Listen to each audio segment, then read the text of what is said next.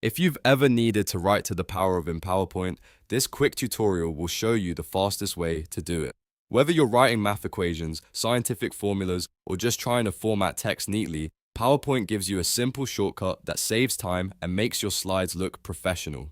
In this video, I'll walk you through the exact steps, and if this helps, make sure to hit that like button and subscribe for more helpful PowerPoint tips. Let's get into it. First, type the text you want to use, and in this example, type X2. You'll notice that the 2 is currently just normal text, so the next step is to highlight only the number 2. This is important because you only want the power value to change, not the whole word or equation. Once the 2 is selected, press Ctrl, Shift, and the plus key at the same time. That keyboard shortcut instantly turns the selected number into Superscript, which is exactly what you need for writing powers. After you press the shortcut, the 2 moves slightly upward and becomes smaller, giving you the proper power format. So instead of X2, it now looks like X squared in mathematical style.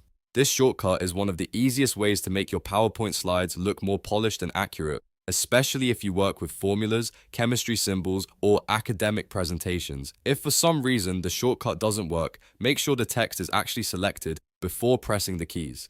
And check that your keyboard is using the standard Ctrl and Shift layout. On some systems, you may also need to use the ribbon options, but the shortcut is the fastest method by far. And that's it. You now know how to write to the power of in PowerPoint in just a few seconds. If this video helped you, don't forget to like, subscribe, and stay tuned for more quick PowerPoint tutorials like this one.